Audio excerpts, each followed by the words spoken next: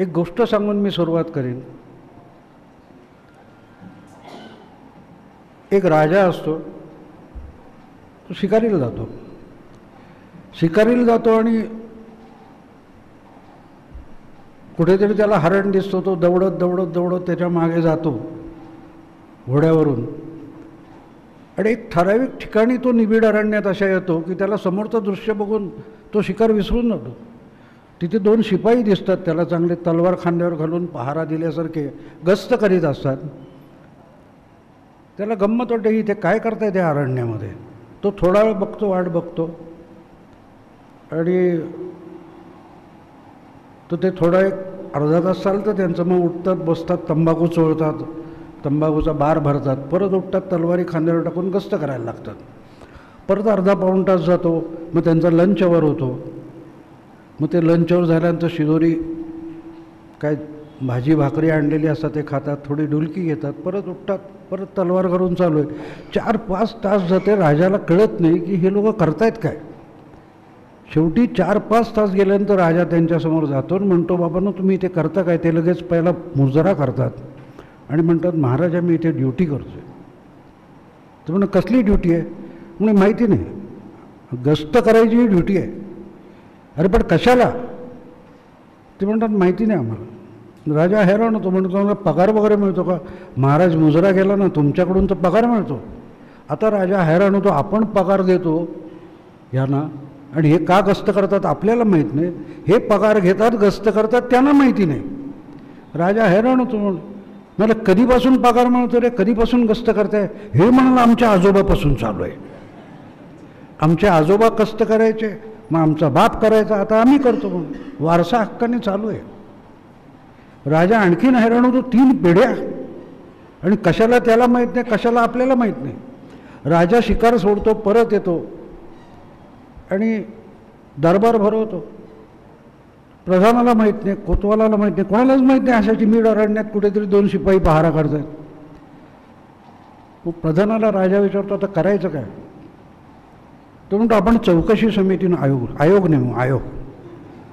आयोग नेमतात. त्याला सगळं दप्तरखाना उघडून देतात. 1 आठवड्याने त्याचा अहवाल येतो. तो अहवाल वाचून राजा हैराण होतो की आपल्या आजोबापासून चालू आहे. आणि आजोबापासून कशाला चालू आहे त्याची कारण मीमांसा आलेली असते. तर यांच्या आजोबा जेव्हा राजा होता, तरुण होता, तेव्हा त्याची राणी सुंदर गोंडस देखणी, तिला डोहाळे लागलेले असतात. आता राणीचे डोहाळे नाही कोणी म्हणायचे, तर त्या राणीला लहर येते की शिकार करायचे. आता तो आजोबा राजा घाबरतो की तिकडे कोल्या कुत्र्यानी, वाघाने, सिंहाने हिला फाडून खाल्ली तर काय होईल. तो नाही म्हणतो तर ती ऐकत नाही. मग तो प्रधानाला म्हणतो काहीतरी व्यवस्था केली पाहिजे. प्रधान म्हणतो काळजी करू नका, आपण तिकडे सिक्युरिटी लावून टाकू. आणि 2 शिपाई पाठवून दिले, जेव्हा राणी येईल तिला काय होता कामा नये. ते शिपाई गेले, तिथे पहारा करायला लागले. राणी गेली, तिने मच्छर मारला का उंदीर मारला कोणाला माहिती. ते आली परत, तिकडे पहारा चालू होता.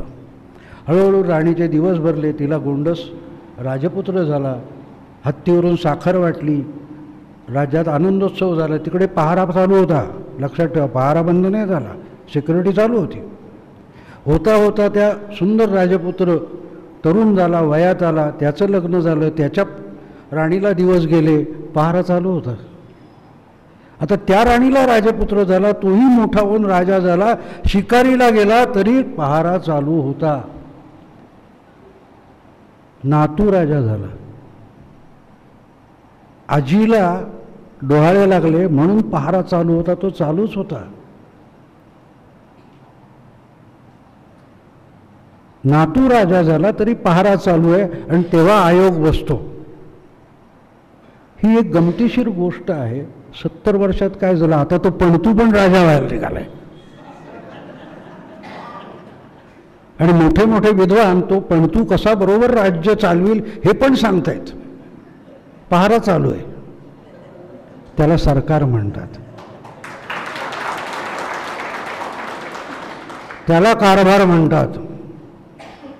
ही ज्या देशाची अवस्था आहे त्यातून त्याला बाहेर काढणं सोपं नसतं मित्रांनो, भयंकर असतं हे सगळं. कशासाठी काय चाललंय याचा थांग पत्ता नाही. हा पंतप्रधान आल्यानंतर काय बदललं म्हणून विचारतात. त्यानं म्हटलं बदल करण्याइतकी तुमची नजर टिकली आहे का, तुमची बुद्धी शाबूत आहे का, ह्याचा पहिला विचार करा. काय झालं 4 वर्षात, काय झालं असं विचारतात. अरे 4 वर्षामध्ये असले 1300 शिपाई ड्युटीवरून बाजूला गेले ना. 1300 कायदे मोदी सरकार आल्यापासून रद्दबातल झाले, जे काही उपयोगाचे नव्हते. ते फक्त अडवणूक करून पैसे खाण्यासाठी वापरले जात होते. असे 1300 कायदे मोदी सरकारने रद्दबातल केले.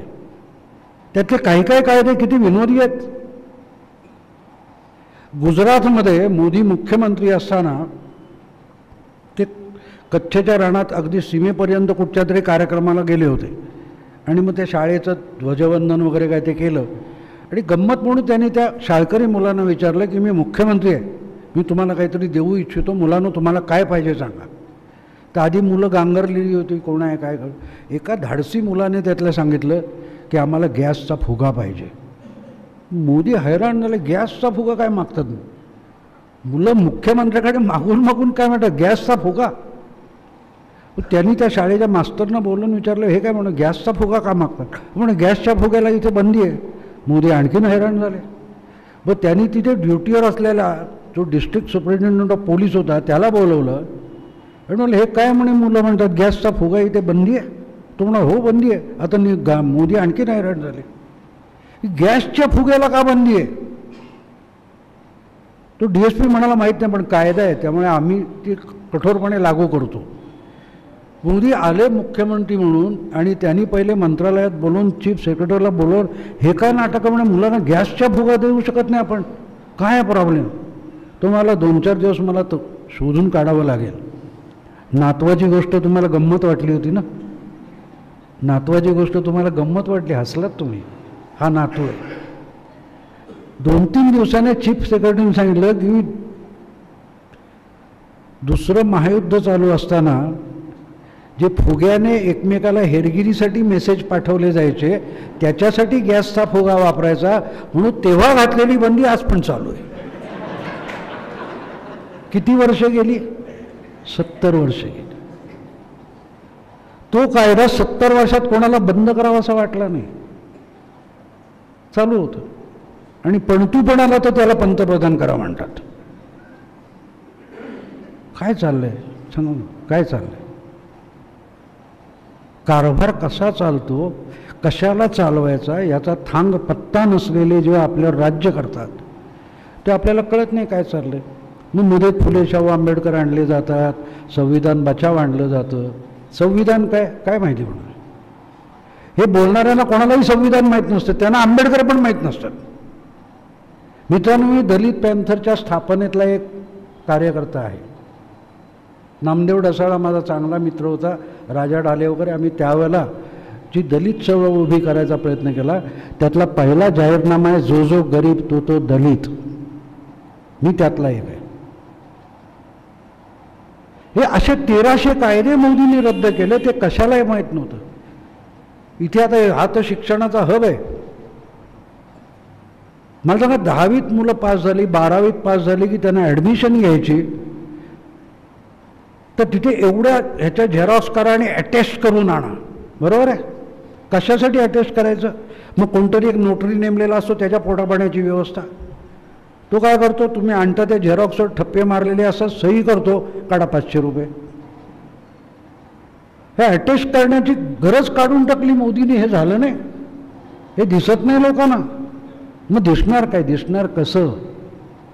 दुपारी बोलताना मी त्यांना माझ्याबरोबर होते त्यांना बोललो की तुम्ही बघता कसं याला महत्त्व असतं. तुम्ही जेव्हा रस्त्याने फिरताय, आत्ता इथे बसलाय, तुम्हाला दिसत सगळं असतं, तुम्ही बघता किती. दिसत असतं म्हणून बघितलं जात नाही. डोळे सगळं दाखवतात, मेंदू बघतो किती. मेंदू बघत असतो आणि मेंदू सिलेक्टिव्ह असतो, निवडक असतो. तो सगळं नाही बघत. हा प्रयोग कधीतरी करून बघा की तुम्ही इथून कुठे निलंग्याला जाल किंवा आणखी नांदेडला जाल, बसने जात आहे, ट्रेनने जात आहे, तिथे सगळं कॅमेरासारखं तुम्हाला दिसलेलं असतं. सहज बसा आणि आपण काय काय बघितलं, लाल रंगाचे शर्ट किती होते, टोपी घातलेले किती होते, केस पिकलेले किती होते, आठवून बघा, काही आठवणार नाही, काही आठवणार नाही. पण त्याच प्रवासामध्ये तुमच्या परिचयाची एखादी स्त्री तिचा भाऊ नवरा वगैरे नसलेल्या कोणाशी तरी बोलताना दिसली तर ती काय बोलते ऐकण्याकडे आपले कान असतात. ऐकू येत नसतं ते असतं का? तुमचं कुतूहल तिथे असतं. ते किती अंतरावर आहे तरी डोळे अधिक असं करून बघायचा प्रयत्न करतात. बघणं आणि दिसणं यातला हा फरक आहे.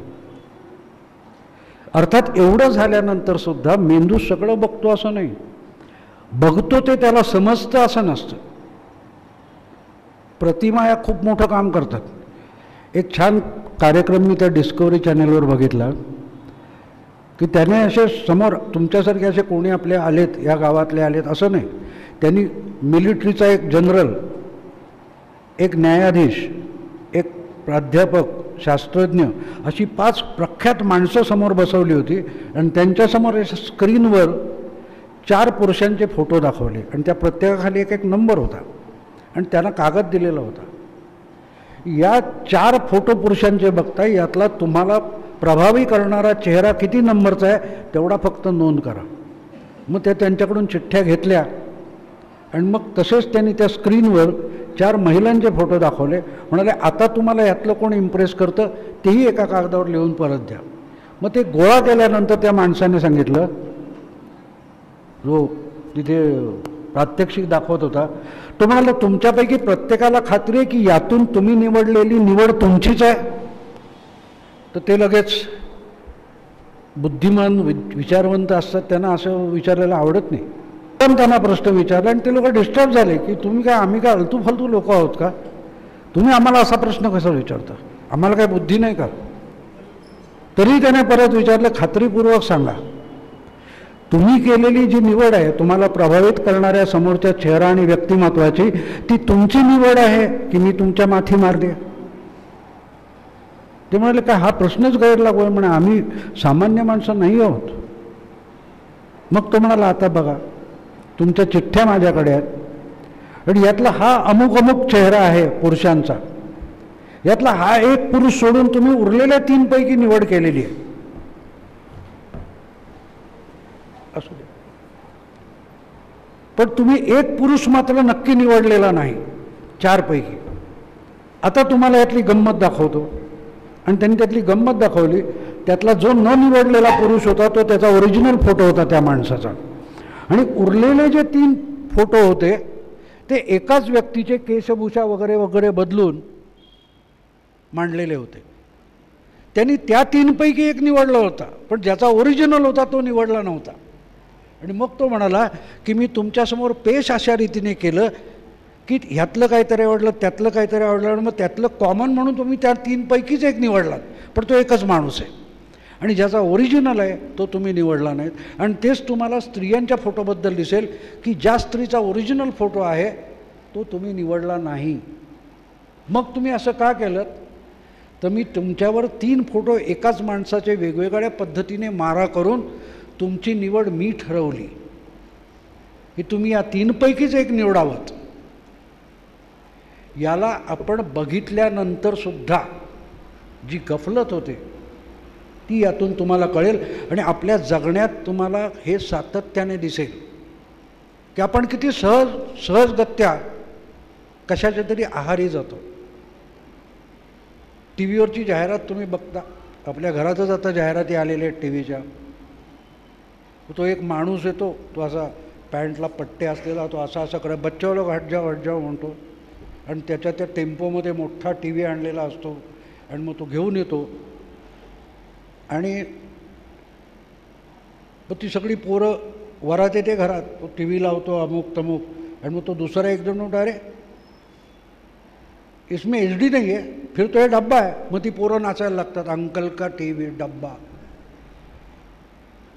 टी व्ही हा कशासाठी हो, बघण्यासाठी आणि त्याच्यातून जे हवं ते दिसत असेल तो HD कशाला पाहिजे. तो 56 की 58 आणि 60-50 इंची कशाला पाहिजे? पण हे अशा रीतीने तुमच्या माथी मारलं जातं की आपल्याला उगाचच आपल्याकडे तो नाही म्हणजे कमीपणा वाटायला लागतो. तुमच्या मनात एक न्यूनगंड निर्माण केला जातो की हा टी व्ही नाही तर आपण दरिद्री आहोत. घरातली मुलं जी असतात ते तुमच्या बोकांडी बसायला लागतात की आपल्याकडे पण तसला पाहिजे. कशाला पाहिजे याचं उत्तर कोणाकडे नाही आहे. कसं मार्केटिंग तुमच्या माथी मारलं जातं तुम्हाला कळत नाही. हे जाहिरात तंत्र आहे. हे समाजमन कंट्रोल करायचे. आता सगळे ओरडत आहेत त्या केम्ब्रिज ॲनालिटिकाबद्दल, पण हा बाकीचा प्रकार काय? किती सहजगत्या स्लोली तुमच्या गोष्टी अशा मनात मारल्या जातात की तुम्हाला त्याचा थांग पत्ता लागत नाही की हे आपण का बोललो आहे, हे आपण का करतो आहे, हे आपण का स्वीकारलं आहे, हे आपण का निवडलं आहे, आपल्याला माहिती नसतं. इतक्या सहजगत्या तुमच्या माथी गोष्टी मारल्या जात असतात आणि तुम्ही स्वतःचा विचार करू दिला जात नाही तुम्हाला.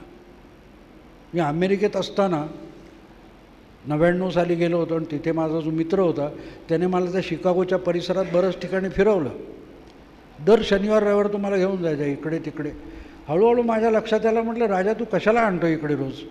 नाही नाही हे बघ ना कसं इथे छान आहे. म्हटलं काय छान आहे?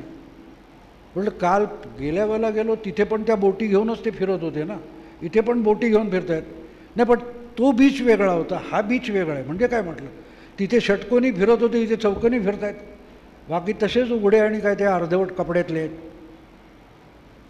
तिथं डोकं चाललं नाही. मग 2 दिवसांनी मी त्याच्या घरी आलेली पत्र जे असायचे थप्पीच्या थप्पी ती फाडून बघितलं तर एक कुठच्या तरी NGOचं आलं होतं. केनेडींची नात असलेली एक मुलगी तो NGOचं आलं होतं आणि त्यात की हा एक कुठला तरी कोल्ह्याचं जात आहे आणि ही आता दुर्मिळ होत चालली, ही वाचवली पाहिजे.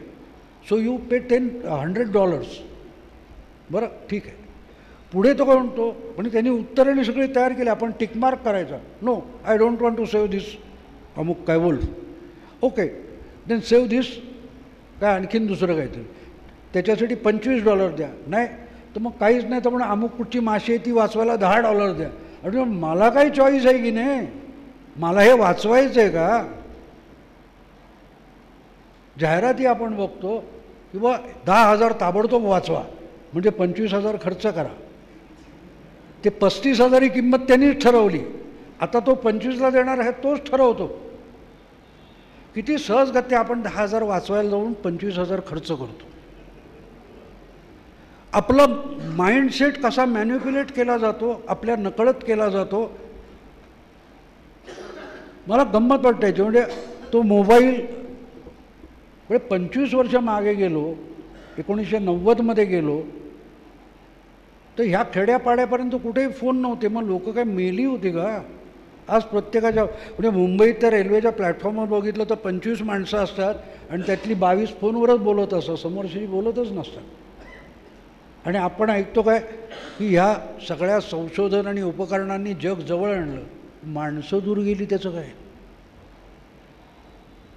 रविवार सुट्टीच्या दिवशी एकमेकांकडे नातेवाईकांकडे जायचे लोक बंद झाले. फोनवर आपण रोज बोलतो. आपल्याला भावंडांना, आईला, बापाला, मुलांना, भाच्यांना भेटायची गरजच उरली नाही. मग जवळ आलं जग, माणसं दूर गेली. कसं होत गेलं हे सगळं? हे तुमच्या माथी कसं मारलं जातं? मी इथे परशुराम जयंतीनिमित्त आलो आहे. मी परशुरामाच्या भूमीतला, मी कोकणातला आहे.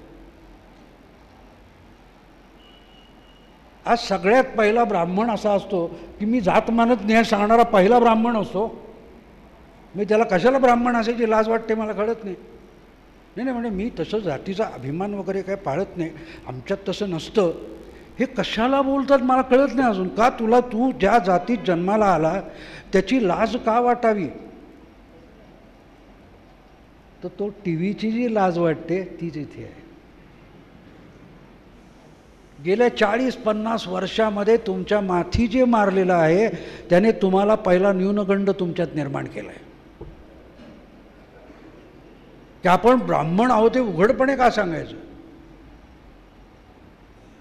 पॅन्थरच्या काळात बैठकी व्हायच्या तेव्हा माझी मुंज झालेली नसून माझ्या गळ्यात जानवं होतं.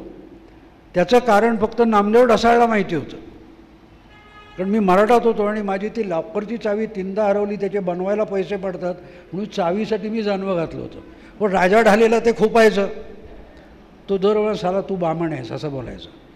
म्हटलं मी वागतो का ब्राह्मणासारखा? तुला का खुपतं? पण तू महार आहेस, तू दलित आहेस, हे तू विसरू शकत नाहीस. मी ब्राह्मण आहे तुला वाटायचं कारणच काय? म्हटलं कारण तू तुझ्या न्यूनगंडातून बाहेर पडत नाही आहेस. बाबासाहेब हे त्या न्यूनगंडातून बाहेर पडले होते, लक्षात ठेवा. आणि अहंगंड ही न्यूनगंडाची सावली असते की ज्या वेळेला आपण कुठेतरी कमी आहोत असं वाटायला लागलं की आपण अधिक आहोत ते सांगायची गरज निर्माण होते. हे विचित्र गणित आहे, लक्षात घ्या, विचित्र गणित आहे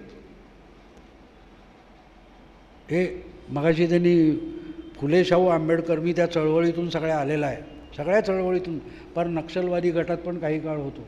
त्यामुळे चळवळ नावाचा जो काय प्रकार म्हणतात त्यात काय काय बोगस गोष्टी आहेत मला इत्तमभूत माहिती आहेत. ही ब्राह्मण विरोधी चळवळ म्हणजे काय? फुले शाहू आंबेडकरांची ब्राह्मण विरोधी चळवळ नव्हती, ती ब्राह्मण्य विरुद्ध चळवळ होती. आणि ब्राह्मण्य म्हणजे ब्राह्मणातली दुर्गुण होते ते होते, त्याच्या विरुद्धची चळवळ.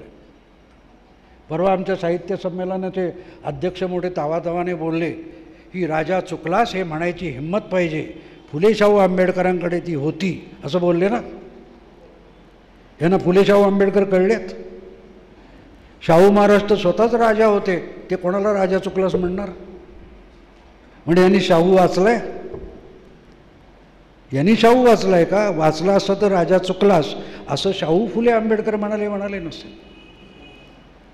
फुलेंच्या काळात तर ब्रिटिशांचं राज्य होतं. ते कधी ब्रिटिशांना म्हणाले राजा तू चुकलास? त्यांची चळवळ ब्रिटिश विरोधी होती? नव्हती. बाबासाहेब आंबेडकरांची चळवळ ती ब्रिटिश सत्तेविरुद्ध होती का? नव्हती. सगळ्या सुधारकांच्या परिवर्तनाच्या चळवळी या कधी सत्तेविरुद्ध नसतात, त्या प्रस्थापिताविरुद्ध असतात. जे त्यांनी सांगितलं पुरोगामी आणि प्रतिगामी. पुरोगामी म्हणजे आणि प्रतिगामी म्हणजे काय? पुरोगामी म्हणजे जो पुढचा विचार करतो, पुढे जाण्याचा विचार करतो, तो पुरोगामी. आणि जो जैसे थे वादी आहे ते टिकवायला धडपडतो, तो प्रतिगामी. मग संविधान बचाव काय? संविधान बचाव काय? त्याच्यात दुरुस्ती नको, ते पुरोगामी. काय विनोद आहे बघा. संविधान बचाव सांगणारे कोण आहेत? आणि संविधान तरी काय माहिती आहे? ज्या संविधानाने या देशातली संसद निर्माण केली, लोकसभा निर्माण केली, ती लोकसभा चालू न देणार ते म्हणतात संविधान बचाव. लोकसभा बंद पाडणं म्हणजे संविधान. कोणापासून संविधानाला धोका आहे? ज्यांच्यापासून संविधानाला धोका आहे तेच म्हणतात संविधान बचाव. सुप्रीम कोर्ट, न्यायपालिका, काल असीमानंदांचा निकाल लागलाय. त्या निकालाविरुद्ध बोलणारे कुठच्या घटनेला मानत असतात? कुठलं संविधान मानत असतात? ते म्हणणार संविधान बचाव. कसा विनोद आहे बघा. आणि आपण ऐकत असतो. कारण मी मगाशी सुरुवात कुठून केली की आपण बघतो, दिसतं, बघतं ते समजून घेतो का? ते समजून घेतो का? संविधान बचाव म्हणणाऱ्यांना कोणीतरी एक प्रश्न विचारला का की तू संविधानानुसार वागतोस काय ते दाखव ना. तू सुप्रीम कोर्टाचा निकाल मानत नाही, तू लोकसभा चालू देत नाहीस, लोकशाहीतून निवडून आलेल्या सरकारला काम करू देत नाहीस, मग ते काय संविधानाबाहेरचं सरकार आहे? सांगा. किती विरोधाभास आहेत आपल्यासमोर बघा. आणि आपण निमूटपणे सहन करतो. त्यामुळे आजचा आंबेडकरवाद, फुले शाहू आंबेडकर जे म्हटलं जातं, ही जपमाळ ओढली जाते. तो सत्यनारायणाचा भटजी येऊन बसतो ना, तो बडबडत असतो मध्ये तुम्हाला पाणी द्या, पाणी सोडा, हात जोडा, आणि तो मध्ये मध्ये ती पानं पुढे सरकवत असतो, खाली बघतच नाही तो. त्याचं पाठ आहे ते बोलत जातो. घरातलं जे लहान मूल असतं ना, ज्याला अभ्यासाचा कंटाळा असतो, हा माझा घरातला अनुभव आहे. मी माझ्या मुलीचा जेव्हा अभ्यास घ्यायचो त्यावेळी बघायचो, पण ते आईच्या धाकापुरती धडा वडा वडा वडा वाचायचे. मी एकदा तिला म्हटलं, वसूत थांब, आत्ता शेवटचं वाक्य काय होतं ते सांग. आणि ती शोधायला लागली, का ते वाचून वाचून अर्ध पाठच झालं होतं तिला. ती पुस्तक धरायची आणि बडा वडा वडा वडा वाचायची, खाली तिची नजर नसायची आणि त्यातलं काही तिच्या डोक्यात शिरायचं. हे जे चालतं तसे फुले शाहू आंबेडकर जपमाळ ओढायचे. फुले म्हणजे काय विचारलं तर माहिती नसतं, आंबेडकर म्हणजे काय माहिती नसतं. यातल्या किती लोकांना माहिती आहे की मनुस्मृती जी आंबेडकरांनी जाळली चौदार तळ्याच्या सत्याग्रहात, ती जाळणारा सहस्त्रबुद्धे नावाचा ब्राह्मण होता, आंबेडकरांनी नाही जाळली. आंबेडकरांनी आपल्या चळवळीत 18 पगड जाती सामावून घेतल्या होत्या. आणि रिपब्लिकन पक्ष जो स्थापन व्हायचा होता, त्या रिपब्लिकन पक्षामध्ये त्यांनी जे घेतले होते लोक, 4 लोक प्रमुख ठरवले होते आंबेडकरांनी. त्यात 2 ब्राह्मण होते, एक बनिया होता, आणि स्वतः बाबासाहेब हे दलित होते. बाबासाहेब अध्यक्ष, डॉक्टर राम मनोहर लोहिया हे त्याचे सेक्रेटरी होणार होते, मधु लिंबे हे जॉईंट सेक्रेटरी, आणि आचार्य अत्रे हे कार्यालयीन सचिव ठरलेलं होतं. किती लोकांना माहिती आहे बाबासाहेबांचा रिपब्लिकन पक्ष? दुर्दैवाने त्यांच्या हयातीत तो स्थापन झाला नाही. आणि पुढे स्थापन झाला तेव्हा जे त्यांचे अनुयायी होती त्यांना भीती होती ही बामणं काबूज करतील आपला पक्ष, म्हणून यांना बाजूला ठेवलं गेलं. आणि तो रिपब्लिकन बाबासाहेबांचा म्हणून नाचतात. यांना माहिती असतं काय ते? नाही माहिती. पानसरे पण माहीत नसतो. पानसरेंची हत्या झाल्यानंतर काय अमुक अमुक महान विचारवंत, मी सगळ्या, मला जेव्हा मी लिहायचो झोडून लिहित होतो, मला अनेक संपादकांनी आणि फोन करून विचारलं, काय भाऊ यार तू पानसरे, मी पानसरेंविरुद्ध लिहित नाही आहे, बारकेने वाचा, मी तुमच्या भंपक लोकांविरुद्ध लिहितो आहे. की तुम्हाला आज कळला पानसरे एवढा महान आहे? मग पानसरे जेव्हा लिहित होते, बोलत होते, त्यांच्या किती भाषणांचे वार्तांकन झालं म्हटलं. पानसरेंची पुस्तकं आहेत, पण त्यांचे लेख कुठल्याही लोकसत्ता, महाराष्ट्र टाइम्स किंवा लोकमतने छापले नाहीत. सकाळने का नाही छापले? मेल्यावर पानसरे महान झाले, मारले गेल्यावर. तर हा सगळा देखावा आपल्यासमोर उभा केला जातो. आम्ही सांगतो म्हणून तुमच्या मागे. गेल्या आठवड्यातली गोष्ट आहे, NCPचा जो काय तो हल्लाबोल चालू आहे त्याच्यावर चर्चा होती ABP माझावर. मला बोलवलं होतं.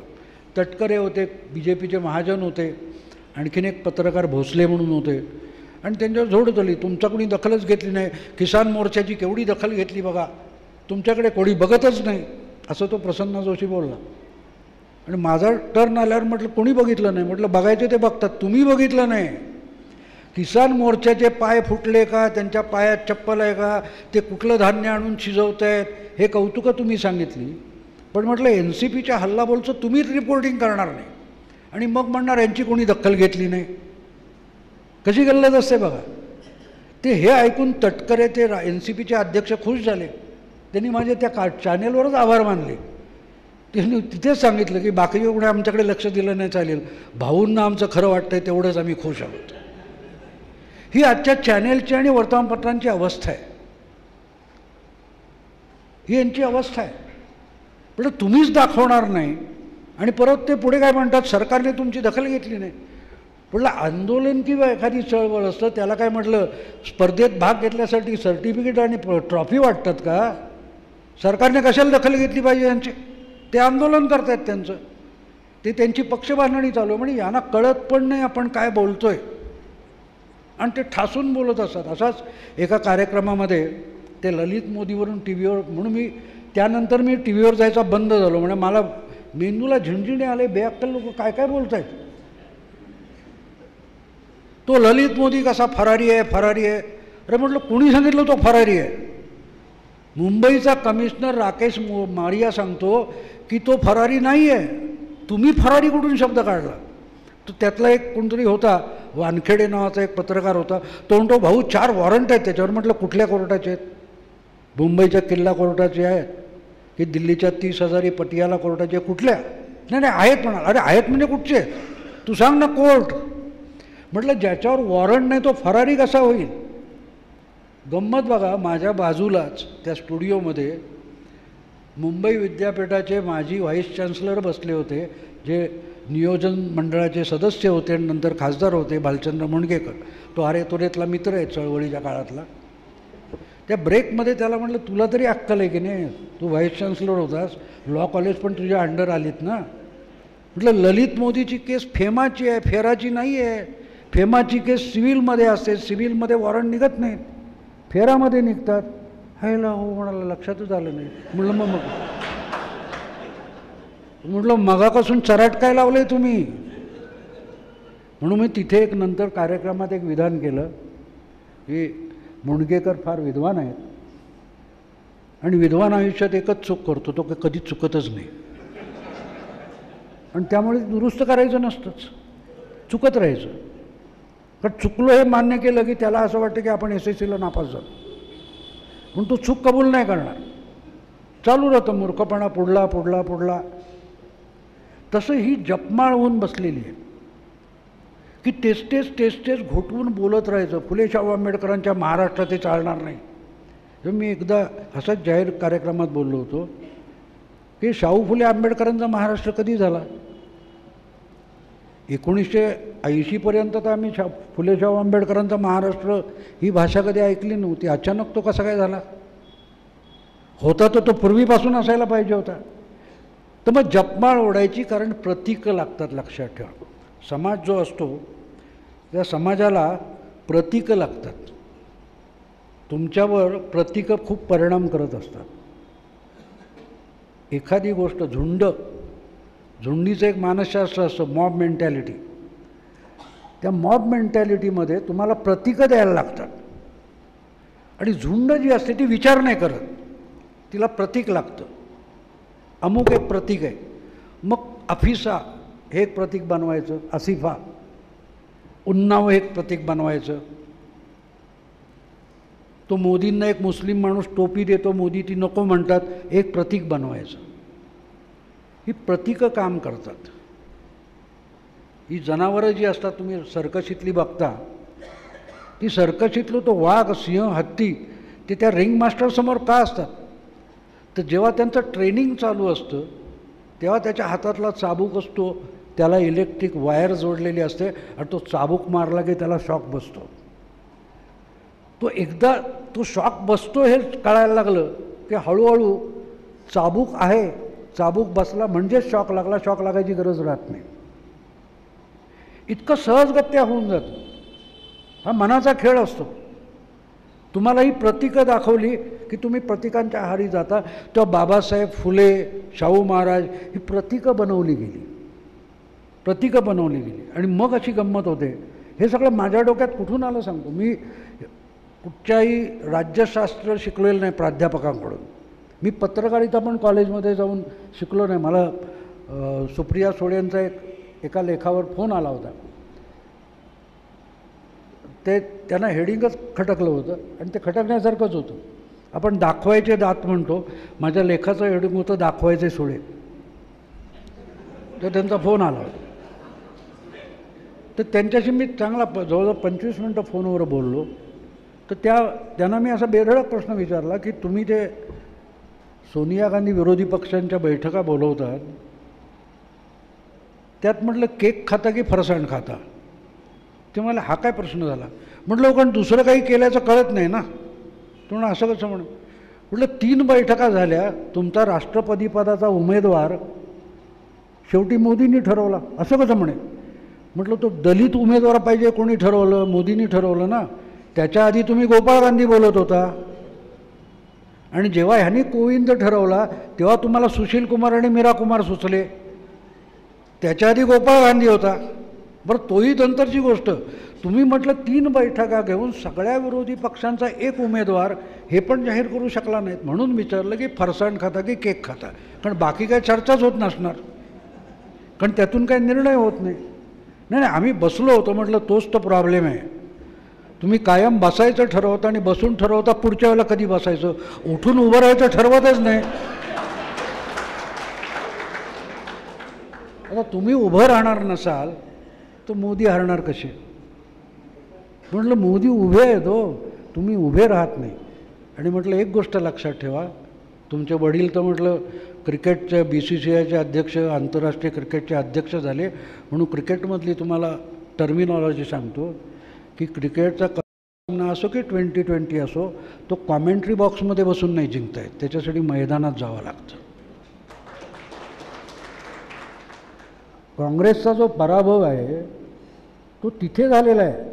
त्यांनी राजदीप सरदेसाई, बरखा दत्त, कुमार केतकर यांना आउटसोर्स करून टाकला आहे पक्ष. तुम्ही सांगा, इथे छाती ठोकपणे उभं राहून एखाद्याने मला सांगावं की काँग्रेसने 30 वर्षात संघटना बांधायचा प्रयत्न केला, दाखवा मला. नाही झालेलं, तुम्ही आउटसोर्स करून टाकले. म्हणून मी एक लेख तर लिहिला होता की काँग्रेसची अवस्था ही पाकिस्तानच्या सैन्यासारखी झाली आहे. त्यांनी जिहादींना सगळी लढाई आउटसोर्स केलेली आहे. त्यामुळे कुठल्याही परिस्थितीत पाकिस्तानला लढाई नको आहे, कारण ते ऐतखाऊ झालेले आहेत. त्यांचे सगळे जनरल आहेत, त्यांना लढाईची इच्छा नाही, हिंमत नाही, तयारी नाही, प्रॅक्टिस नाही.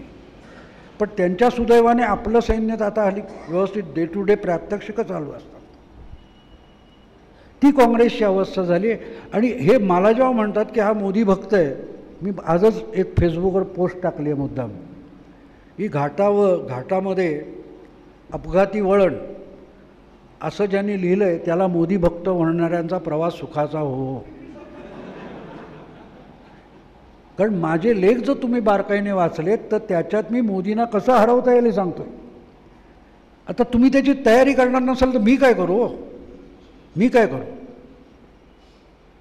ही सगळी पुरोगामी चळवळ आहे. मी त्या चळवळीतून आलो आहे. आणि मी जेव्हा होतो जेव्हा हळूहळू माझ्या लक्षात यायला लागलं की इथे बुद्धी गहाण टाकावी लागते. कोणीतरी एक ठरवणार आणि बाकीच्यांनी पोपटपंची करायची. म्हणजे मला तो प्रसंगही आठवतो. आशीर्वाद नावाचा एक सिनेमा आला होता हिंदीत, बरीच 40 वर्षापूर्वीची गोष्ट आहे. आणि त्याच्यात तो अशोक कुमार एका गावातून भांडून बायकोबरोबर निघून आलेला असतो आणि मुंबईच्या कुठच्या तरी बगीच्यात एका बाकावर झोपलेला असतो. आणि त्याची छोटी मुलगी लाडकी असते आणि तिला तो सोडून आलेला आहे. आणि तो असा बसलो तर तो तिथे अचानक जाग येते त्याला, ते बाकावर झोपला असताना बघतो तर छोटी त्याच वयाची मुलगी आहे आणि तिच्या गळ्यात एक सोन्याचं चेन वगैरे असते.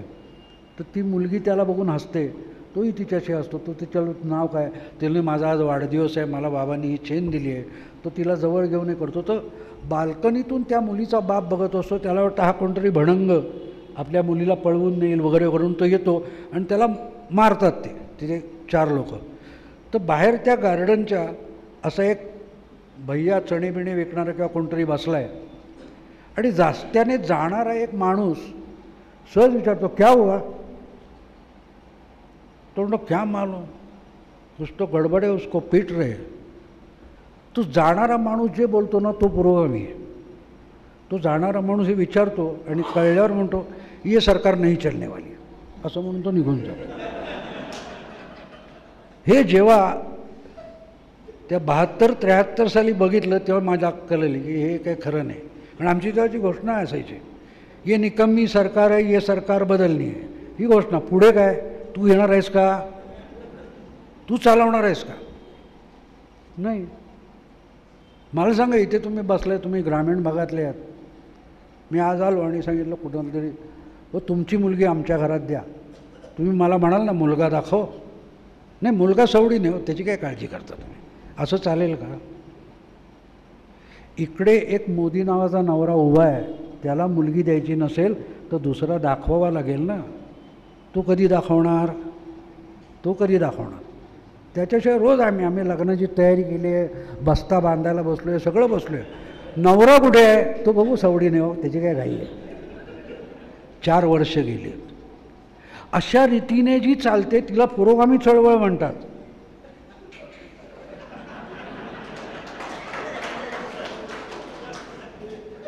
त्यांनाच माहीत नाही काय करतायत ते. हटाना है बस, अच्छा हटाना है तो आगे क्या करेंगे, वो बात की बात आहे. लोकांना असं चालत नाही. मला एक टाइम्स ऑफ इंडियाच्या गेल्या आठवड्यात टाइम्स ऑफ इंडियाचा पत्रकार आहे, त्याचा फोन आला होता. त्याची माझी ही उज्जत नेहमी चालते. त्याला मी एक उदाहरण दिलं. म्हणलं तू एक काम कर, माझ्याकडे आपण धारावी, गोवंडी वगैरे असे भाग आहेत ना झोपडपट्टीचे मोठ्या, तिथे जाऊ. संध्याकाळी ये म्हटलं, असं साधारण 6-7च्या सुमाराला. म्हणलं तू काय नाही, तिथे तुला 2019मध्ये मतदान कसं होणार ते दाखवतो मी तिथे. तो हैराण झाला. तिथे काय म्हटलं, ये ना तू. नाही पण ते जाऊन तिथे काय आहे ते सांग मला. म्हटलं तिथे संध्याकाळच्या सुमाराला गेलास ना, असे 10-12, 8-10 असे भणंग लोक बसलेले दिसतील. ते तुला बघितल्यावर कळतील हे गांजेकस आहेत, दारुडे आहेत, निकम्मे आहेत. आणि ते शाळा सुटते जेव्हा, तेव्हा ते पहिली दुसरीचं 7-8 वर्षाचं मूल आपल्या आई वगैरे कोण आले की नाही असे आशाळभूतपणे बघत असतात. तसे ते लोकांची नजर भिरभिरत असते. ती कोणासाठी असते, कुठेतरी घरकाम कष्ट करून त्यांची बायको जे 4 पैसे आणते ना, त्यातून दारूला 5-10 रुपये पाहिजे म्हणून ते बघत असतात. म्हटलं तो म्हणा मग त्यांनी काय होणार.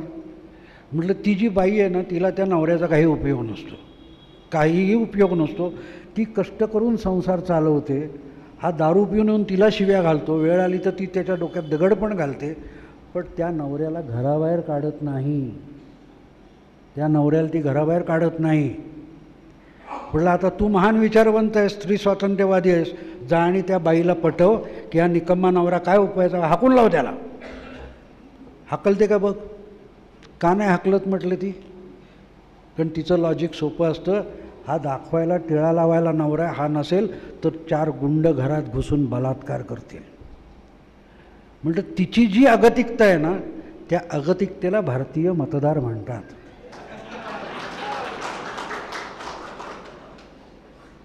तो इतका हैराण झाला. तो म्हणाला यार भाऊ, माझ्याच घरात अशी एक बाई आहे,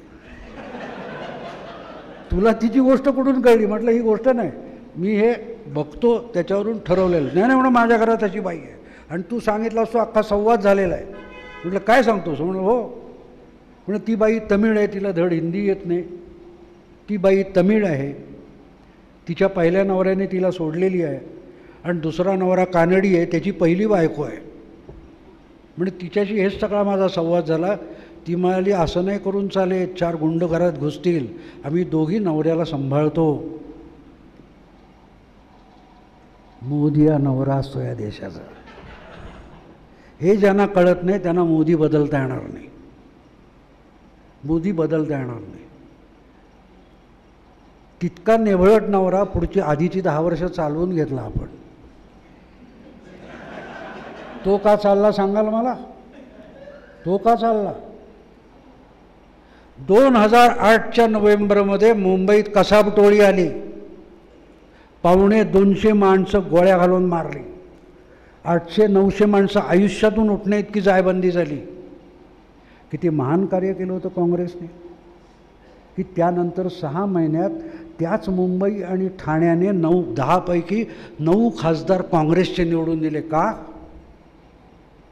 का अच्छे दिन आले होते. नाही, ते 5 वर्ष सरकार चालवून दाखवलं त्यांनी.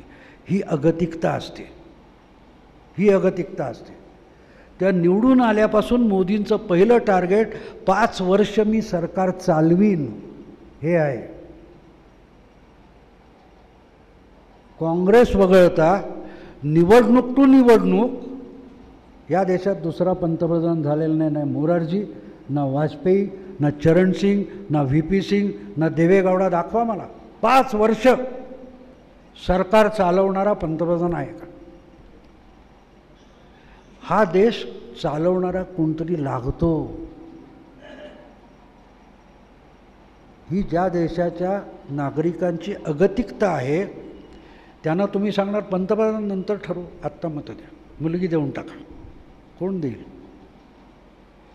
हे असेसमेंट तुम्हाला जर करता आलं नाही तर तुम्ही मोदींना हरवू शकत नाही. पण मोदी हा दुय्यम भाग आहे. सामाजिक भाग काय आहे? तुमच्या आमच्या आयुष्यातला भाग काय आहे? तुम्ही विचार करा की स्वातंत्र्योत्तर काळामध्ये जे काय कायदे आले हे आले त्यातून ब्राह्मणांची किती कोंडी केली गेली सांगा मला.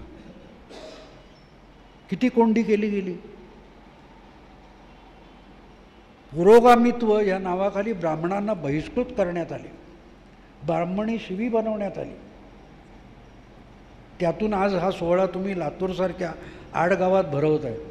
बरोबर आहे. इथपर्यंत कुठून आलात? मी हे सगळं दलित मराठ्यांच्या संस्थांमध्ये पण जातो तेव्हा बोलतो. पण तुम्ही ब्राह्मणांच्या दुर्गुणाकडे बघता आणि ते आत्मसात करता.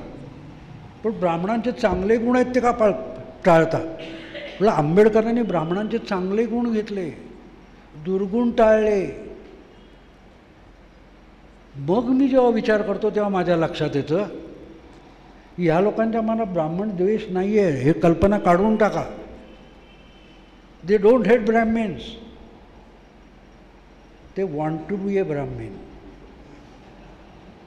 ही सगळी चळवळ जी आहे ती ब्राह्मण होण्यासाठी आहे. आपण ब्राह्मण नाहीत याचा न्यूनगंड या दृष्टीने पुरवतो. यातून बाबासाहेब आंबेडकर बाहेर पडले होते. यातून नामदेव ढसाळ बाहेर पडलेला होता. तो माझा मित्र, मी त्याला जवळून बघितलं आहे. पण जे तावातावाने ब्राह्मण विरोधी बोलतात त्यांचं दुखणं हे असतं की आपण ब्राह्मण नाही आहोत. कालची परवाची गोष्ट घ्या. कालची परवाची गोष्ट घ्या. तो मेवानीने काय केलं? मला आंबेडकरांच्या पुतळ्याजवळ भाजपवाल्यांना येऊ देणार नाही असे आंबेडकर वागले होते. हा आंबेडकरवाद आहे. काळारामाचा मंदिराचा सत्याग्रह कशासाठी केला होता? दलितांना गाभाऱ्यात जाता यावं म्हणून. त्याला आडवे कोण आले? सनातनी. त्या सनातनींचा वारसा मेवानी चालवतोय आणि तो म्हणतो मी करतोय तो आंबेडकरवाद आहे. यापेक्षा आंबेडकरवादाची टिंगल काय असू शकते? यापेक्षा काय असते? एक गोष्ट सांगतो. बराच वेळ झाला आहे. मला गोष्टी सांगायला खूप आवडतात पण आता विषय गंभीर असल्यामुळे सांगत. एका गावामध्ये उन्हाळ्याच्या काळात सुट्ट्या असतात. मुलं खेळत होती आणि आपल्या आपल्या विटी दांडू कोण काय लगोऱ्या काही काही खेळत होती. आणि हॅलो अशा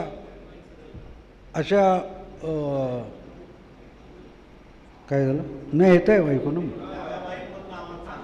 ह्याच्या. अच्छा. तर ती मुलं खेळत होती. त्याच्यात एक टार्गेट पोर होतं. तो काय खोड्याबिड्या करत होता. अचानक तिथे एक मांजराचं पिल्लू आलं त्या मुलांमध्ये. तो मला हे सगळ्यांनी घेर करा रे, कुणाचा नेम चांगला आहे बघू. ह्या पळत्या मांजराला दगड मारायचं. कोणाचा लागतो बघू. आता चारी बाजून ते मांजराचं पिल्लू बिचारं जीव वाचवायला पळतंय पण कुठे गेलं तरी कुठल्या बाजून तरी कोणाचा तरी दगड अंगावर येत होता. किती आटापेटा केला आणि एक कुठेतरी वर्मी लागून ते मांजर मेलं. ते मेल्यानंतर पोरं घाबरले. आता करायचं काय म्हणून पळाली पोरं. आता अजून सूर्य मावळला नाही आणि पोरं घरी का म्हणून गावातले सगळे पालक अस्वस्थ झाले. असं काय झालं आज? पोरं इतकी लवकर का आलेत? मग हळूहळू कोणीतरी बातमी काढली. मग एक दोन पोरांनी घरी सांगितलं. ते पालक एकमेकांना भेटले. म्हणजे पोरांनी गडबड केली. चला मांजराचं पिल्लू मारले. ह्याचं होईल काय? पाप असतं का? मांजर मेलं तर काय होतं? तर म्हणजे असं करू आपण शास्त्री बुवांकडे जाऊ. सगळा गाव अंधार पडता पडता शास्त्री बुवांच्या अंगणात आला आणि शास्त्री बुवांना म्हणाला वा असं असं झालं आहे, पोरांकडून ही चूक झालेली आहे. शास्त्री बुवांनी चेहरा गंभीर केला. म्हणजे गंभीर केला म्हणजे राजदीप सरदेसाईचा चेहरा आठवा की तुम्हाला तो गंभीर चेहरा लक्षात येईल. गंभीर म्हणाल चेहरा. भयंकर घडले म्हणा. शास्त्री बाबा म्हणाले भयंकर घडले. हो साधी गोष्ट आहे. मांजर म्हणजे व्याघ्र वंश आहे तो. आणि वाघीण इथे साक्षात भवानी मातेचं वाहन आहे. भवानी मातेचा देवीचा कोप होणार. तू म्हणून काय होईल? काय आजारनी वाटतील ते होऊ शकतो म्हणाल. देवीचा कोप काय सोपा असतो का? मग एकाने धाडस करून एका म्हातारीने विचारलं, पण शास्त्री बुवा त्याच्यावर काहीतरी प्रायश्चित्त आणि उपाय असेल ना? तो म्हणे, बघावा लागेल, मला पोथ्या पुराणं शोधून काढावं लागेल, सकाळी या सकाळी. रात्री शास्त्री बुवा पोथ्या पुराणं घेऊन बसले, समयी पेटून त्याने अभ्यास केला. सकाळी शास्त्रीबाबांचं परत उठून सगळं अन्निक उरकेपर्यंत अख्खा गाव परत अंगणात जमा झाला होता. आणि आपलं सगळं उरकून शास्त्रीबाबा बाहेर आले. सगळा गाव असा शांत ऐकत होता. म्हणाले, मी रात्री सगळा शास्त्रार्थ काढलेला आहे आणि हे भयंकर प्रायश्चित्त झालेलं आहे, ह्याचं प्रायश्चित्त घ्यावंच लागेल. तर विचारलं, प्रायश्चित्त म्हणजे काय? मला होम हवन वगैरे करावं लागेल, शांती करावी लागेल आणि मग सोन्याचं बांधूर बनवून ब्राह्मणाला दान करावं लागेल. सगळ्या गावाने सुस्कारा सोडला. इतके ती म्हातारी कालची म्हणाली, शास्त्री भाऊ पण हे सगळं करायचं कोणी? मला ज्याचा दगड लागला त्याच्या बापाने आणि मुलाने करावं लागेल. अख्ख्या गावाने सुस्कारा सोडला. शास्त्री भाऊ म्हणाले, काय झालं? नाही, आम्हाला आता चिंता नाही. ती म्हातारी म्हणाली, का? नाही, तुमच्या चिंतेचाच दगड लागला होता. शास्त्री भाऊ खवळले. मला गाढवानं हे काल संध्याकाळी नाही सांगायचं, माझी रात्र जागवलीत आणि आत्ता सांगते. अरे, आमच्या चिंतेचा दगड लागला तर तोही ब्राह्मणांना मोक्ष मिळाला मांजराला.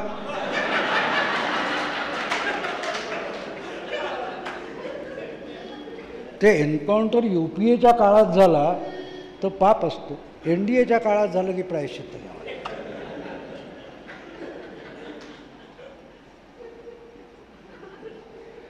तेव्हा ही सगळी चळवळ शास्त्री बुवा होण्यासाठी आहे. आम्ही सांगतो ना, भिडे गुरुजीला अटक करा, बरोबर आहे ना? आम्ही सांगतो. भिडे गुरुजी तिथे होते का? काय संबंध येतो? आम्ही सांगतोय अटक करा. आणि मालेगाव प्रकरणात अटक केली तर कोणाला विचारून अटक केली? हेच पुरोगामी बोलणार, लक्षात घ्या, हेच पुरोगामी बोलणार. हा सगळा दुटप्पीपणा लोकांना माहिती नसतं. मग त्या लोकांना बोलायचं की आंबेडकरांसाठी आहे की ते बिचारे बाहेर पडतात, त्यांनाही माहीत नसतं. तर आंबेडकर हे प्रतीक होतं. आंबेडकरांचा अपमान. आंबेडकर विचार आहे, ते प्रतीक नाही आहे. तो विचाराची विटंबना कोण करतोय? मेवानी करतोय. प्रकाश आंबेडकर उठणार आणि म्हणतात, मी आता बाळासाहेब ठाकरे झालो, मी मुंबई बंद करू शकतो. मी त्याला बाबासाहेब नाही व्हायचं आहे, त्याला बाळासाहेब व्हायचं आहे. आणि तो वारसा सांगणार आंबेडकरांचा. कशी विरोधाभास आहे बघा. आणि आपण हे सहजगत्या स्वीकारतो. कारण आपण काय समोर शब्द आले, तुम्ही वाचता का बघा. मला सगळे विचारतात की हे सालं तुलाच कसं वाकडं सापडतं. म्हटलं, मी पिंडाला शिवणारा कावळा आहे. कारण ह्या मूर्खाने चुकीचंच लिहिलं, इथून मी वाचायला सुरुवात करतो. म्हणून मग यांना अग्रलेखच्या अग्रलेख मागे घ्यावे लागतात ना. जगाच्या इतिहासात केवढे विक्रम असतात. लोकसत्तेच्या एका अग्रलेखाची सुरुवात होती, ती अशी होती की विचारांच्या लढाईमध्ये शस्त्र हे अस्त्र नसतं. काय सुंदर वाक्य ना, असं इथे लिहावं असं वाटेल. हां, शाळेत सुविचार म्हणून लिहावं. हे वाक्य वाचणाऱ्यांनी कधीतरी त्याचा गंभीरपणे विचार केला आहे की काय म्हणतोय. विचारांच्या लढाईत शस्त्र हे अस्त्र नसतं. शस्त्र म्हणजे एका समोर असेल ते, अस्त्र म्हणजे भेदक असतं, अधिक लोकांना मारणारं, बरोबर आहे. तर मला सांगा, विचारांची लढाई कोण करू शकतो? माणूस करतो. हत्तीने काहीतरी एक नव्या अणुबॉम्बचा शोध लावला, ऐकले तुम्ही कधी? चिमणीने काहीतरी हत्यार शोधून काढलं, उपकरण नाही, ते निसर्गाने दिले तसे जगतात. माणूस ही एक प्रजाती अशी आहे की जिच्याकडे विचार करण्याची कुवत आहे. तिला स्वतःच्या बचावासाठी विचार आणि विवेक दिलेला आहे. आणि विवेक जो असतो तो तुम्हाला चांगलं वाईट परिणाम याचा विचार करायला लावतो. त्यातून विचार येतो. पण विचाराची जेव्हा विचारसरणी येते, त्या विचारसरणीला बांधून घेतलं की त्या चाकोरीत पहिला बळी विवेकाचा पडतो. आणि हा मूर्ख माणूस लिहितोय की विचारांच्या लढाईमध्ये शस्त्र हे अस्त्र नसतं. मग तिकडे आयसिसचं काय चालू आहे?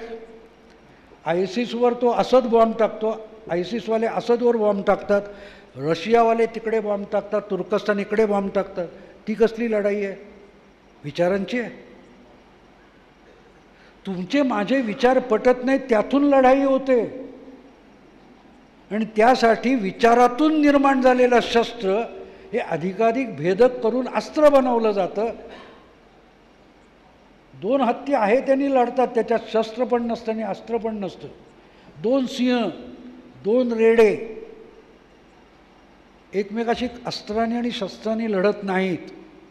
ही लढाई शस्त्राची आणि अस्त्राची माणसाकडून होते, कारण माणूस विचार करू शकतो. आणि हे वाचून आपण का छान लिहिलं आहे, कारण तुम्हालाही कळलेलं नसं, लिहिणाऱ्यालाही कळलेलं नाही. फारच छान वा. मी त्या साताऱ्याच्या गावी जातो, तिथे आमचा एक माझ्या मित्राचा गडी आहे दादा गायकवाड. तर त्याचा फोन लावला की ते ओम ओम हो असं ऐकायचो मी. एक दिवस त्याला विचारलं, पण दादा हे काय वाचतं रे? नाही देवाचं नाव आहे. म्हणलं पण काय आहे? नाही नाही देवाचं नाव आहे, ऐकलं की बरं वाटतं म्हणून. त्यापेक्षा फुले शाहू आंबेडकर काही नाही. हे बोलणाऱ्यांना त्यातलं काही माहीत नाही, त्यांनी त्यातलं काही वाचलेलं नसतं. म्हणजे आज शाहू महाराज असते तर ते यांच्या विरुद्ध उभे राहिले असते. शाहू महाराजांचं नाशिकमधलं मराठा वसतिगृह जे त्यांनी निर्माण केलं, तिथलं भाषण वाचा. त्याच्यात त्यांनी ज्यांच्यावर टीका केले ते त्या काळातले बुद्धिमंत आणि पत्रकार आहेत. त्यांनी ब्राह्मणावर टीका केलेली नाही. आणि त्यांनी माझं अर्धवट तोडून जे त्याच्यावर कॉमेंट करतात त्याच्यावर टीका केलेली आहे. एस्टॅब्लिशमेंट विरुद्ध टीका केली आहे. आणि म्हणून मी जेव्हा आमच्या साहित्य संमेलनाचे अध्यक्ष बोलले राजा चुकला, त्याच्यावर टी व्हीवर चर्चा होती. मग आमचे काही मित्र आहेत, चारुदत्त आफळे किंवा शेवडे, मी जात नाही म्हणून ते मला विचारतात की भाऊ आज याच्यावर आहे काय करू सांगा. मी त्यांना 2-3 मुद्दे देत होते, धुमाकूळ घालतात. त्यांना मी सांगितलेलं आहे त्यांची चर्चा उधळून लावणं हेच मुख्य काम आहे. 1-2 वाक्य अशी टाकायची की त्यांना मूळ विषयच आठवला नाही पाहिजे. म्हणून मी त्याला सांगितलं सोपं आहे म्हटलं, राजा चुकला हे सांगायला काय मोठं लागतं. राजा चुकला म्हणण्यासाठी एक शेंडी असली पाहिजे. तो म्हणाला शेंडी म्हणजे ब्राह्मणाला ना भाऊ. म्हटलं म्हणून तर सांगतोय, एक शेंडी असावी लागते, बाकी काय असावं लागत नाही. म्हटलं तो धनानंद नावाचा जो राजा होता तो मस्तवाल झाला. तो राजा चुकतोय हे सांगायला गेलेल्या माणसाला शेंडी होती, त्याचं नाव चाणक्य. आणि तो म्हणाला तू जर शहाण्यासारखं वागणार नसेल तर तुझी सत्ता उलथून पाडायसाठी मला काम करावं लागेल. आणि आज गाठ शेंडीची सोडतो, ज्या दिवशी तुझी सत्ता उद्ध्वस्त करीन त्या दिवशी शेंडीला गाठ मारीन. हे म्हणायची हिंमत त्याच्याकडून कुठून आली? शेंडीतून आली. कळतंय तुम्हाला शेंडीचं महत्त्व? तुम्हाला शेवडे म्हणाले भाऊ हे सुस्त कुठून तुम्हाला? म्हटलं ह्या सगळ्या बोधकथा असतात. मला पुराणकथा बोधकथा खूप आवडतात. का त्याच्यातून जे तुम्हाला सांगितलेलं असतं तो बोध घ्यायचा असतो. एखाद्या खेड्यामध्ये एक कोणतरी 2 शिवीगाळ करतात, त्या शिव्यांमध्ये जाऊ नका, त्यातला आशय बघा. ग्रामीण भागातली अडाणी माणसं ही मोजक्या शब्दात बोलतात, पण किती मी सांगतो ना, मी तिथे राहतो, तिथे एका म्हातारीने मला एकदा सहज विचारलं, हो तुम्ही एवढे पत्रकार आहात तर शहाणा आणि अडाण्यातला फरक सांगा म्हणाले. मी म्हटलं 4 पुस्तकं वाचून कोण शहाणा होत नाही म्हणून मी तिला उडवलं. ती 3 दिवस माझ्या मागे होती. शेवटी म्हटलं बाई तू सांग मला शहाणा अडाणी. ते म्हणजे काय, एक माणूस नागडा चालला आहे आणि समोरच्याने विचारलं की नागडा का चालला आहेस? तो म्हणेल तुझी पॅन्ट कुठे आहे ती दाखव आधी असं म्हणेल, पण आपली चड्डी शोधणार नाही. तो विद्वान असतो म्हणेल. आणि तुम्ही चड्डी घातलेली आहे आणि तरी समोरच्याने म्हटलं चड्डी कुठे गेली, तो चाचपून बघेल तो अडाणी असतो. पण आपण नागडे नाहीत याच्यावर विश्वास असलेला विद्वान नागडा पण जाऊ शकतो, कारण त्याचा स्वतःच्या बुद्धीवर फार विश्वास असतो, वस्तुस्थितीवर नसतो. माझ्या घरी तिथे काम करणारी एक बाई आहे, घरकाम करते, येऊन जेवण बिवण शिजवून देते. मी एकटा असतो म्हणून कपडे धुते, भांडी घासते. तर होळी होती, त्याच्या आदल्या दिवशी मी तिथून निघणार होतो.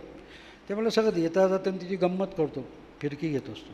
ती बोलत नाही फारशी, पण बोलते तेव्हा असे बोचकारे काढणारं बोलते ना की झालं आपलं बुद्धिविद्येला काही उपयोगाची नाही असं वाटतं. ते मला सहज तिला टिंगल करून गमतीशीर विचारलं, गंमत म्हणून, की मला आता सण बिण काही कळत नाहीत खरं.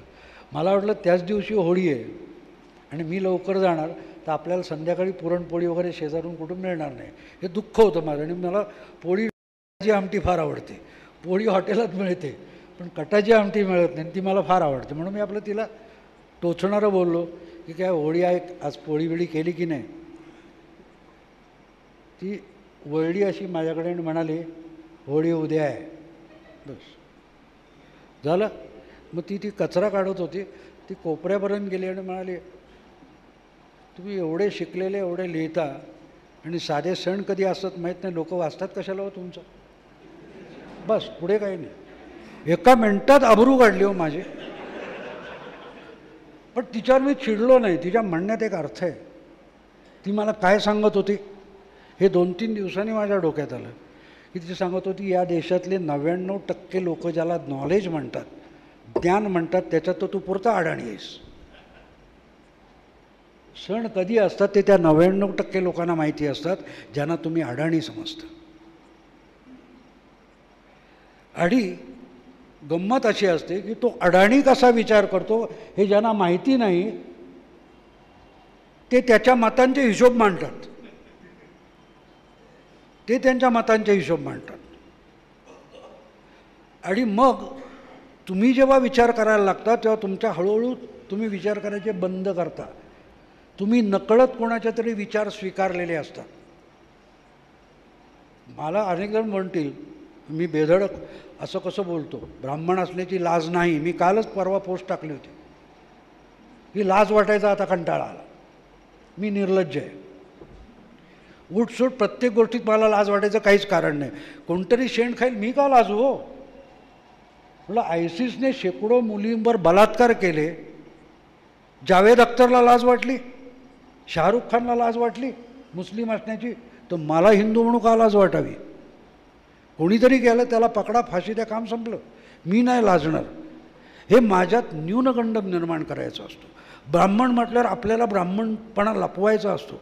आणि तुमच्यासाठी मी सांगत नाही, मी तुम्हाला सांगतो संघातले आणि भाजपातले अनेक जण असे आहेत की ते आधीच अंग चोरून असतात ब्राह्मण असले सांगायला.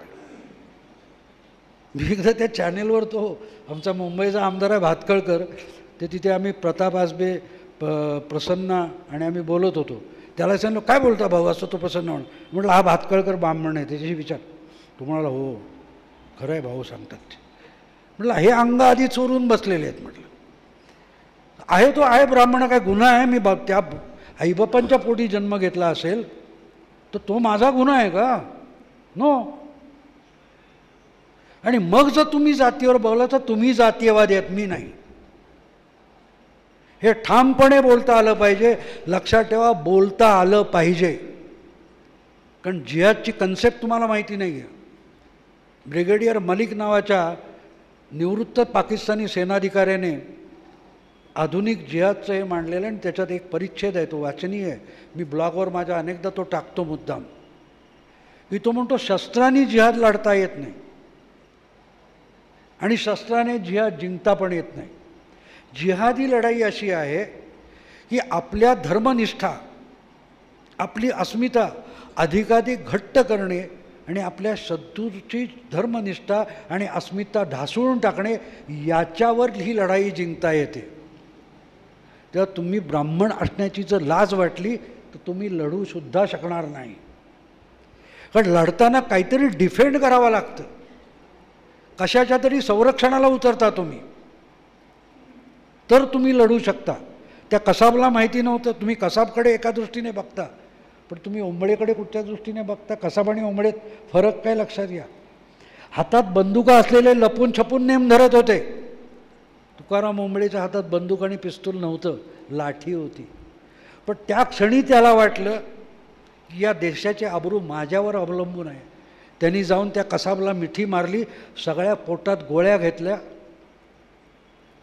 ती जी निष्ठा आहे, तोही मरायला पुढे आला, कसाब तिकडून मरायला आला. ती लढाई असते. तेव्हा तुमच्या मनात जर किंचितही न्यूनगंड असेल, कोणी तुम्हाला असं बोललं तर ठामपणे हो मला ब्राह्मण आहे आणि त्याची मला अजिबात लाज नाही एवढं सांगायला सुरुवात केलीत तर ही जयंती करायची गरज नाही. ती बारमाही जयंती असते, ती बारमाही जयंती असते. ब्राह्मण हा आपल्या गुणांनी सर्वाई होतो आणि त्याला होता येत नसेल तर तो पण फुले शाहू आंबेडकर चळवळीतला होतो. सतत व्हिक्टिमूड घ्यायचं, माझा बळी घेतलाय, माझ्यावर अन्याय झालाय, असं जे बोलतात ते लढू शकत नसतात, ते लढू शकत नसतात. मोदी जेव्हा म्हणतात की 70 वर्षात काही झालं नाही, त्याचा अर्थ समजून घ्या. सुरुवातीला मी गोष्ट सांगितली गमतीची.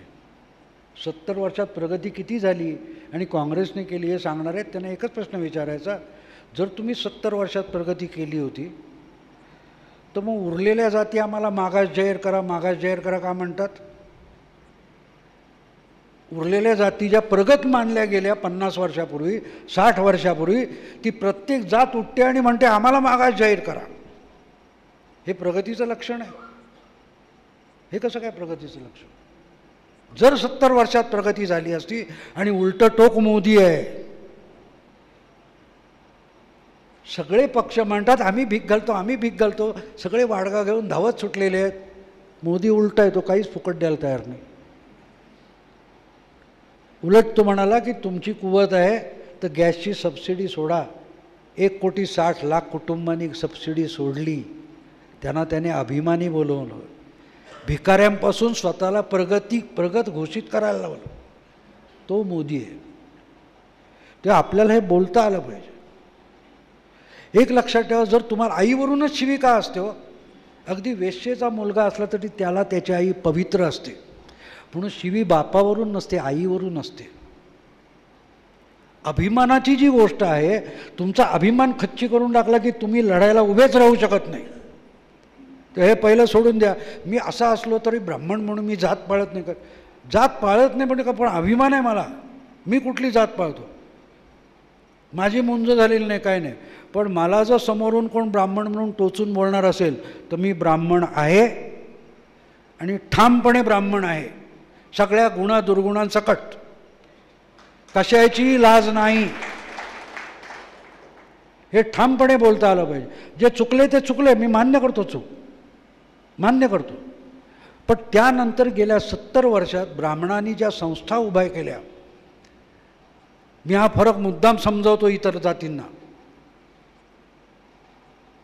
ब्राह्मण सहाय्यक संघ असेल, ब्राह्मण कुठचा संघ असेल, ब्राह्मण सेवा मंडळ असेल, काढा शोधून त्यांनी आपल्यातल्या गरीब होतकरू घरातल्या मुलांना शिष्यवृत्त्या दिल्या, पण नालायकांना नाही दिल्या. कारण हा एक गुणवान तयार झाला तो पुढच्या 4 पिढीतल्या 4 लोकांना आणखीन मोठं करील. हा ब्राह्मण असला पाहिजे. आणि मी त्यांना सांगतो, असा ब्राह्मण व्हायचा प्रयत्न करा. भिक्षुक ब्राह्मण होऊ नका. तुम्हाला जो अधिकार पाहिजे तो आंबेडकरांना नको होता. तो अधिकार संपवण्याची चळवळ म्हणजे जाती अंताची चळवळ आहे. जाती निरपेक्षतेची चळवळ जी आहे ती आपल्यातल्या गुणांना मोठं करण्याची आहे. आणि प्रतिकूल परिस्थिती नेहमी तुमच्यातले चांगले गुण बाहेर काढते. धीरूभाई अंबानी असं म्हणायचे की there is opportunity in every difficulty. आज जेव्हा तुम्ही हे सगळं करताना बघताय तेव्हा मागे 4 पिढ्या जाऊन बघा. माझी आई तर शाळेत जाऊ शकली नव्हती, तिची नात अमेरिकेत गेली, IAS झाली. हे कुठून झाले? आनंदीबाई जोशी देशातली पहिली डॉक्टर आहे ना. जात धर्माला लाथ मारणारा तिचाच नवरा पहिला होता. एक दिवस गेला, बाप्तिस्मा घेतला आणि संध्याकाळी येऊन परत संध्या पण केली. धर्माची सगळ्यात मोठी टिंगल उडवणारा माणूस ब्राह्मण आहे, गोपाळराव जोशी. ते आम्हाला जातीनिरपेक्षता शिकवू नका. हे ठामपणे बोलता आलं पाहिजे. हे ठामपणे बोलता आलं पाहिजे. ब्राह्मणांनी सुरू केलेल्या संस्थांमध्ये कोण कोण, आणि आंबेडकर तसे होते लक्षात घ्या. पीपल्स एज्युकेशन सोसायटी बाबासाहेबांनी निर्माण केली. त्यात प्राध्यापक कोण घेतले? रेगे, काणेकर, दंडवते. कारण माझ्या पोरांना चांगलं शिकवणारे शिक्षक पाहिजेत. आंबेडकर का नाही जातीचे लोक शिक्षक म्हणून प्राध्यापक म्हणून घेतले? पीपल्स एज्युकेशन सोसायटीमध्ये 9पैकी 4 सवर्ण कमिटीत लागतात. हे काय बाबासाहेब वेडे होते? हां, हे आपल्याला सांगता आलं पाहिजे. आपण चुकीच्या ब्राह्मणाचा आग्रह धरता कामा नये. जे चूक आहे चूक आहे. आणि म्हणून मी माझ्याकडे जे असे व्हिक्टिमूड घेऊन ब्राह्मण येतात त्यांना सांगतो, सॉरी, तू ब्राह्मण नाहीस. ब्राह्मण बुद्धिमान असतो आणि आपल्या कर्तृत्वावर मोठा होतो. त्याला फक्त संधी लागते, संधी लागते. तर या बाजूने जर आपण उभे राहू शकलो, त्या दिशेने काम करू शकलो, पहिली गोष्ट त्यासाठी त्या दिशेने विचार करायला पाहिजे. विचार करता आला पाहिजे. आपल्या मनातला न्यूनगंड काढून टाकला पाहिजे की आपण जे आहोत ते त्याची लाज नाही वाटतं कामा. जातीची असो, आपल्या कर्तृत्वाची असो, त्याची लाज वाटतं कामा नये. माझ्या वागडं म्हणजे जयंतराव साळगावकर एकदा बोलता बोलता त्यांना कधीतरी कळलं. ते म्हणाले, अरे तुम्ही सारस्वत आहे, तुम्ही असे वागता का? म्हटलं, सारस्वतांना शिंगा असतात का? सारस्वत ब्राह्मण किंवा ब्राह्मण जे आहेत ते बुद्धिमान असले पाहिजेत आणि त्यांना प्रतिकूल परिस्थितीवर मात करता आली पाहिजे. आणि ती नाही करता आली तर तो ब्राह्मण आहे मी मानत नाही. जेव्हा आपण तो ब्राह्मण व्हायचा प्रयत्न करू तेव्हा मग जयंतीचा सोहळा जग साजरा करेल, जग साजरा करेल. आणि आपण त्या दिशेने जर काम करू शकलो तर मला वाटतं असे सोहळे जे आहेत त्याचा उपयोग होईल. त्या दिशेने आपल्याला प्रयत्न करायला पाहिजे. आपण जेव्हा संघटना करतो त्यांच्यासमोर आपल्याला दृष्टिकोन ठेवता आला पाहिजे. पहिली गोष्ट म्हणजे चुकीच्या गोष्टी सोडा आणि आपल्या सद्गुणांचा अभिमान निर्माण करा. तो करण्यासाठी जे जे प्रयत्न करता येतील ते केले तर मला वाटतं अशा सोहळ्यांचा उपयोग होईल. जय हिंद, जय महाराष्ट्र.